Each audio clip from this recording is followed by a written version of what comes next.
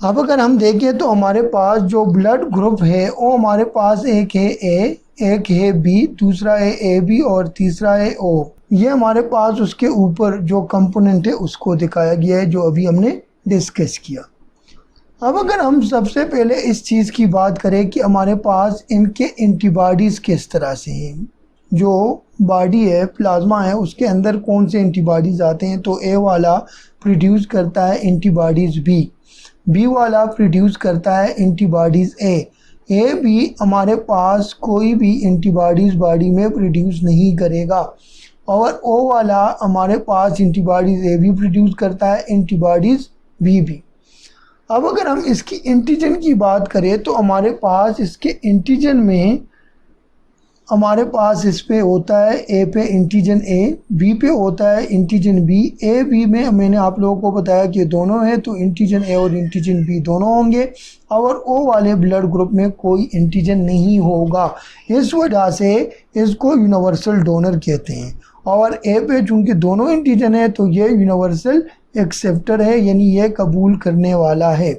अब होता क्या है हमारे पास, होता ये हमारे पास कि अगर हम ब्लड ग्रुप ए ले तो इसका हमारे पास जो जीनोटाइप होगा या तो ये होगा, यानी दोनों अलील ए को सपोर्ट करेंगे, या हमारे पास जीनोटाइप ये होगा कि एक ए को सपोर्ट करेगा दूसरा ओ को सपोर्ट करेगा। अब इसमें हमारे पास जो एंटीबॉडीज़ होते हैं वो बी के लिए होते हैं। अच्छा, अब ये एंटीबॉडीज़ के साथ किस तरह से रिएक्शन करेगा, अगर हम इस चीज़ को देखें तो हमारे पास जो ब्लड ग्रुप ए है ये हमारे पास जो एंटीजन ए होगा उसके साथ कोई रिएक्शन नहीं करेगा और ब्लड ग्रुप ए आराम से इसको ब्लड दे देगा। लेकिन अगर हमारे पास ब्लड ग्रुप बी आएगा तो उस पर एंटीजन भी होंगे और इसके बॉडी के अंदर एंटीबॉडीज़ भी है, तो ये क्या करेगा, कोगुलेशन काज कर लेगा और इसको ख़त्म कर देगा। इस तरह से बी ब्लड ग्रुप को अगर हम देखें तो हमारे पास इसका जीनोटाइप ये है, और इसका जो हमारे पास ब्लड ग्रुप हो सकता है जो एंटीबॉडीज़ होंगे वो ए के ख़िलाफ़ एंटीबॉडीज़ होंगे। तो जब एंटीजन ए आएगा तो ये इसको ख़त्म कर देगा और बी वाले को कुछ भी नहीं कहेगा।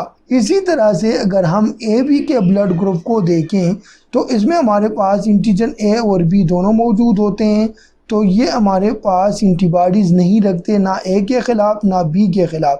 तो ब्लड ग्रुप ए आए या बी आए ये इसको कुछ भी नहीं कहेगा। इसी तरह से ओ ब्लड ग्रुप को अगर हम देखें तो ये एंटीजन लेस है, इसमें कोई एंटीजन नहीं होता, लेकिन हमारे पास इसमें एंटीबॉडीज़ ए के ख़िलाफ़ भी बनते हैं बॉडी के अंदर, बी के ख़िलाफ़ भी, तो ये ए वाले के साथ भी रिएक्ट करेगा और बी वाले के साथ भी। तो इसको ना ए ब्लड दे सकता है ना बी दे सकता है, ये सिर्फ ओ से ही ब्लड लेगा। लेकिन इस पे चूंकि एंटीजन ये देखिए नहीं है ओ पे, तो ओ ब्लड दे सकता है ए को भी, बी को भी, ए बी को भी। इसी तरह से ओ अगर हम ए बी की बात करें तो ए बी पे हमारे पास कोई भी एंटीबॉडीज़ इसके बॉडी में नहीं बनता, तो इसको ए और बी के साथ तो इसका कोई रिएक्शन नहीं है। लेकिन अगर ओ ब्लड ग्रुप इसको मिल जाए तो भी ये रिएक्शन नहीं करेगा, इसलिए कि इस पर कोई एंटीजन नहीं है। इस वजह से ओ को हम यूनिवर्सल डोनर बोलते हैं और ए बी जो है वो यूनिवर्सल एक्सेप्टर है, यानी ओ किसी से भी ब्लड ले सकता है ए बी, और ओ किसी को भी ब्लड दे सकता है। अब ये देखिए, ये मैंने चार्ट थोड़ा सा दिया हुआ है, इससे आप लोग समझ जाएंगे कि हमारे पास अगर ब्लड ग्रुप है तो उसमें ओ नेगेटिव भी आ जाते हैं, ओ पॉजिटिव भी। तो ओ नेगेटिव को सिर्फ ओ नेगेटिव ब्लड देगा, इसलिए कि चूँकि O positive pay RH factor मौजूद होता है और RH फैक्टर की वजह से ओ पॉजिटिव ओ को ब्लड नहीं दे सकता। लेकिन ओ पे कोई भी एंटीजन नहीं होता, इसकी वजह से ओ पॉजिटिव जो है ओ नेगेटिव से भी ब्लड ले सकता है और ओ पॉजिटिव भी से भी, लेकिन और किसी से भी ओ ब्लड नहीं ले सकता।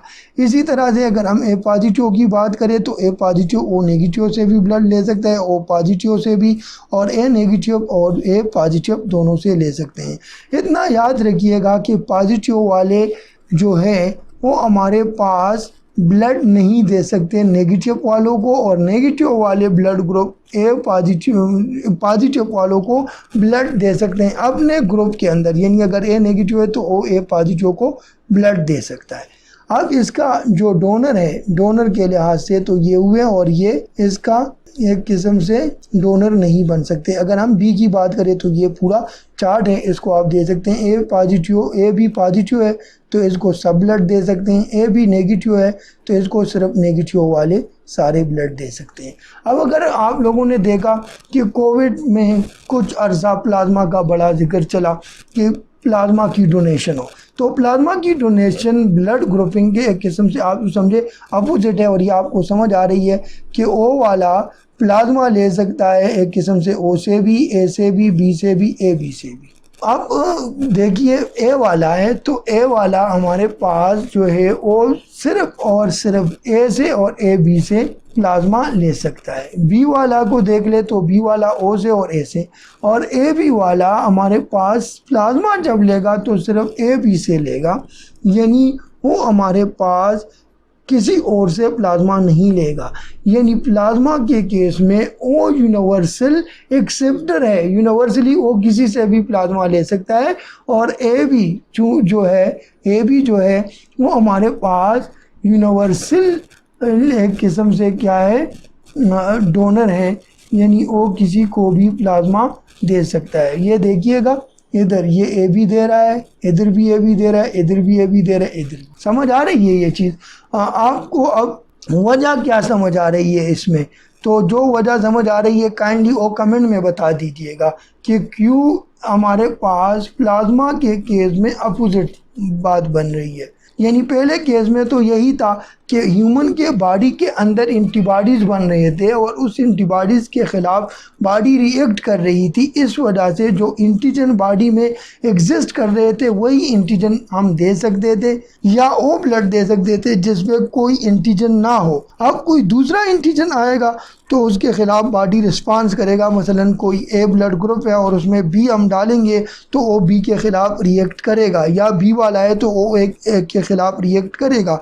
अब वो तो इसलिए दिया जा सकता था कि उसमें कुछ भी नहीं था, तो इसलिए हम वो दे सकते थे। अब यहाँ पे वो क्यों सबसे प्लाज्मा ले रहा है, ये थोड़ा सा टेक्निकल है और ये बता दीजिएगा आप कमेंट में। समझ ना आए तो फिर मुझे बता दीजिए, मैं इस पे वीडियो बनाता हूँ।